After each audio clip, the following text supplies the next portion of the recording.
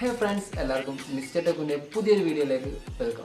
അപ്പം ഇന്നത്തെ വീഡിയോ എല്ലാം പുറകിയിരിക്കുന്ന ഈ മുതലിനെ പറ്റിയുള്ള വീഡിയോ ആണ് ഇന്ന് ഞാൻ ചെയ്യുന്നത്. അപ്പം ഇന്ന് ഇതിപ്പോൾ ബിൽഡ് ചെയ്തതിന് ശേഷം ഒരു 1 വീക്ക് 2 വീക്കോളം ആകുന്നു.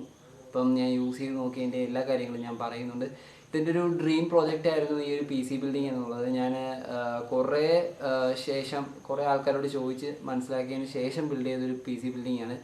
അപ്പം without no more delays, let's get started.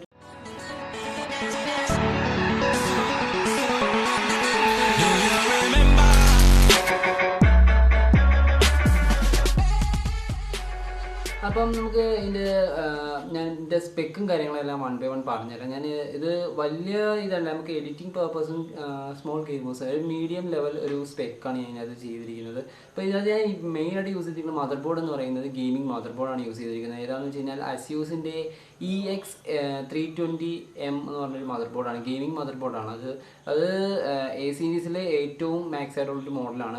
പിന്നീട് തന്നെ B സീരീസ് നിങ്ങളിപ്പോൾ പുതിയതായിട്ട് ബിൽഡ് ചെയ്യാൻ പ്ലാനുള്ളവരൊരു ഇതിനേക്കാളും ഒരു 3000-2000 ബഗ്സ് കൂടുതൽ നിങ്ങൾക്ക് ഇൻവെസ്റ്റ് ചെയ്യാനുണ്ടെങ്കിൽ നിങ്ങൾ B സീരീസ് തന്നെ വാങ്ങുക. B സീരീസിന് ഇച്ചിരി കൂടെ അപ്ഗ്രേഡബിൾ കപ്പാസിറ്റീസ് ഒക്കെ കൂടുതലാണ് എന്നാണ് ഞാൻ കേട്ടത്.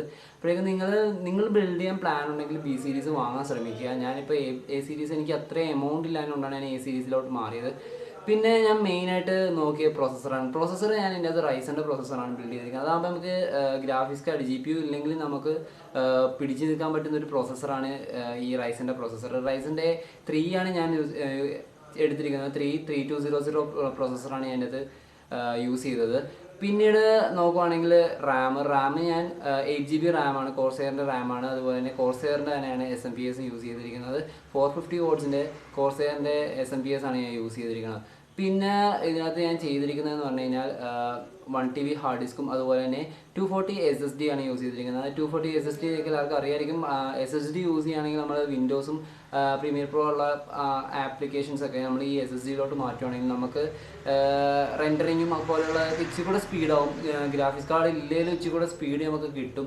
ഗ്രാഫിക്സ് കാർഡ് ഉണ്ടെങ്കിൽ പിന്നെ പറയണ്ട, നമുക്ക് റെൻഡറിങ് ഒക്കെ ഇച്ചിരി ഫാസ്റ്റ് ആയിരിക്കും ഓൾമോസ്റ്റ്. ഇപ്പോൾ ഗ്രാഫിക്സ് കാർഡ് ഇല്ലാത്തൊരു PCയുടെ അവസ്ഥയാണ് പറയുന്നത്. അപ്പോൾ നമുക്ക് ഇങ്ങനെയുള്ളൊരു ഇത് നോക്കുവാണെങ്കിൽ നമുക്ക് ഈ ഒരു GPU ഇല്ലെങ്കിലും ഈ ഒരു SSD വെക്കുന്നതുകൊണ്ട് ഇച്ചിരി സ്പീഡ് നമുക്ക് കിട്ടും.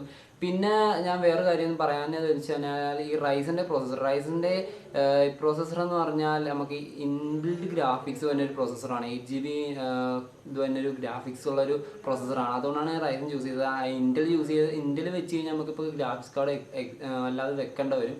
അതുകൊണ്ടാണ് ഞാൻ ഇൻറ്റൽ യൂസ് ചെയ്യാൻ ഇത് ചൂസ് ചെയ്തതിന് കാര്യം. പിന്നെ ഞാൻ കൂടുതൽ അന്വേഷിച്ചപ്പം ഈ ഒരു ബഡ്ജറ്റിൽ നിൽക്കുന്ന ഒരു 36 ആ ഒരു ബഡ്ജറ്റിൽ നിൽക്കുന്ന ഒരു ഈ സ്പെക്ക് എന്ന് പറയുന്നത് ഈ ഒരു സ്പെക്കാണ് എനിക്ക് കിട്ടിയുള്ളൂ. പിന്നീട് ഞാൻ ഓർത്ത് ഇതിനെ ബിൽഡ് ചെയ്യാമെന്ന് ഓർത്ത് ബിൽഡ് ചെയ്തതാണ്. പിന്നെ ഞാൻ ഇതിൻ്റെ അകത്ത് യൂസ് ചെയ്തിട്ട് ക്യാബിനറ്റ് നിങ്ങൾക്ക് മനസ്സിലായി കാണും. നിങ്ങൾക്ക് MSIയുടെ ക്യാബിനറ്റാണ് യൂസ് ചെയ്തിരിക്കുന്നത്. MSIയുടെ ഒരു ബഡ്ജറ്റിലുള്ള ഏറ്റവും അടിപ്പൻ മോഡലായിട്ടുള്ള ഒരു RGB ലൈറ്റിംഗ് ഒക്കെ വരുന്നൊരു ക്യാബിനറ്റാണ് ഈ ഒരു ക്യാബിനറ്റ്. ഈ കാണുന്ന ക്യാബിനറ്റ്. പിന്നെ വേറെ അതിനകത്ത് സ്പെഷ്യലായിട്ടൊന്നുമില്ല. ഞാൻ ഇതിൻ്റെ അകത്ത് ഫ്യൂച്ചർ അപ്ഗ്രേഡ് ചെയ്യാൻ പ്ലാൻ ചെയ്തിരിക്കുന്നതെന്ന് പറഞ്ഞു കഴിഞ്ഞാൽ ഫസ്റ്റ് ഞാൻ ഒരു റാമാണ്, ഒരു 8GB റാമും കൂടെ കൂടുതൽ വാങ്ങാനിരിക്കുന്നുണ്ട്. ഞാനിപ്പോൾ സിംഗിൾ സ്റ്റിക്കാണ് വാങ്ങിച്ചിരിക്കുന്നത്. ഒരു സ്റ്റിക്ക് കൂടെ വാങ്ങാൻ പ്ലാനുണ്ട്. പിന്നെ ഒരു GPU, പിന്നെ അതുപോലെ തന്നെ ലിക്വിഡ് കൂളിംഗ് സിസ്റ്റവും കയറ്റാനുള്ള ഒരു പ്ലാനാണ്. ഇനി ഞാൻ ഫസ്റ്റ് ഒരു അപ്ഗ്രേഡേഷൻ ഇല്ലാതെ ചെയ്യാനിരിക്കുന്നത്. അപ്പോഴേക്കും നമുക്ക് ഗെയിമിങ്ങിനാണെങ്കിലും ഒരു നല്ലൊരു ഗെയിമിംഗ് എക്സ്പീരിയൻസ് നമുക്ക് കിട്ടും. അതുപോലെ തന്നെ ഇപ്പോൾ എഡിറ്റിങ്ങിനാണെങ്കിലും നല്ലൊരു റെൻഡറിങ് കപ്പാസിറ്റി കാര്യങ്ങളൊക്കെ എല്ലാം ഒരു അടിപൊളിയായിട്ട് നമുക്കൊരു യൂസ് ചെയ്യാൻ പറ്റുന്ന ഒരു PC ആയിട്ട് മാറും. ബഡ്ജറ്റ് എന്ന് പറയുന്നത് നമ്മളിപ്പം ഞാൻ CPU മാത്രം ബിൽഡ് ചെയ്യുന്നപ്പോൾ ഏതാണ്ട് ഒരു 36-35 ആ റേഞ്ചായി നമുക്ക് CPU മാത്രം. പിന്നീട് നമുക്ക് മോണിറ്ററൊക്കെ നമ്മളിവിടെ ഉണ്ടായിരുന്ന പഴയ മോണിറ്റർ തന്നെയാണ് യൂസ് ചെയ്യുന്നത്. പിന്നെ കീബോർഡ് ലോജിടെക്കിൻ്റെ തന്നെ പഴയ കീബോർഡാണ്. അതുപോലെ തന്നെ മൗസിൻ ലോജിടെക്കിൻ്റെ തന്നെ പഴയ കീബോർഡാണ് ഞാൻ യൂസ് ചെയ്യുന്നത്. അപ്പോഴേക്കും ഇത്രയും കാര്യങ്ങളാണ് ഞാൻ ഈ ഒരു PC ബിൽഡിങ്ങിന് ഞാൻ യൂസ് ചെയ്ത കാര്യങ്ങൾ.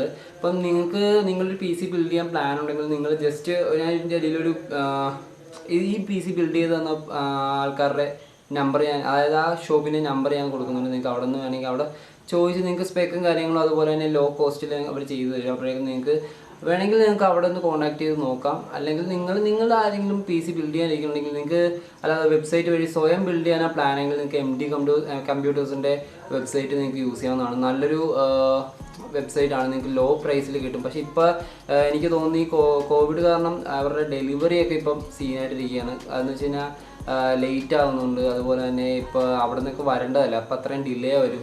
ആ ഒരു കാര്യങ്ങളൊക്കെ പ്രശ്നമുണ്ട്. ഇപ്പം അങ്ങനെ നിങ്ങൾ ലേറ്റ് ആകാതെ ബിൽഡ് ചെയ്യാനാണെങ്കിൽ നിങ്ങൾക്ക് വല്ല ഷോപ്പിലൊക്കെ നോക്കാവുന്നതാണ്.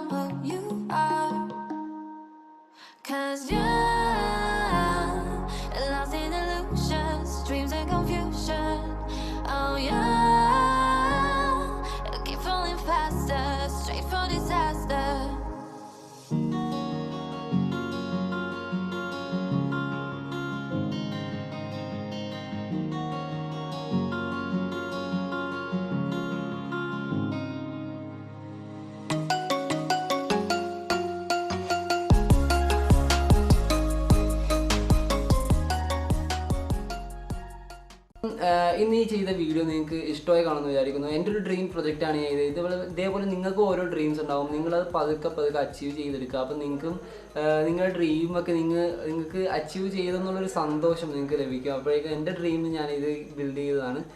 അപ്പോഴേക്കും നിങ്ങളുടെ ഡ്രീം നിങ്ങൾ അച്ചീവ് ചെയ്യട്ടെ എന്ന് ഞാൻ പ്രാർത്ഥിക്കുന്നു. ഫസ്റ്റ് ആദ്യമായിട്ട് എൻ്റെ ചാനൽ വിസിറ്റ് ചെയ്യണമെങ്കിൽ നിങ്ങൾ സബ്സ്ക്രൈബ് ചെയ്യുക. പിന്നെ ഈ വീഡിയോ നിങ്ങൾക്ക് ലൈക്ക് ചെയ്യുമെങ്കിൽ ഷുവറായിട്ട് നിങ്ങൾ ലൈക്ക് ചെയ്യുക. പിന്നെ മാക്സിമം ഷെയർ ചെയ്ത് എല്ലാവരിലേക്ക് എത്തിക്കുക. ചാനലൊന്ന് റീച്ചായി വരാനായിട്ടാണ് ഞാൻ നിങ്ങളോട് ഇതെല്ലാം പറയുന്നത്. നിങ്ങളൊന്ന് എല്ലാവരിലേക്ക് എത്തിച്ച് നിങ്ങൾ എൻ്റെ ചാനൽ സപ്പോർട്ട് ചെയ്യുക. അപ്പോഴേക്കും നെക്സ്റ്റ് വീഡിയോ കാണാം. അതുവരെ സൈനിങ് ഓഫ്. Bye bye.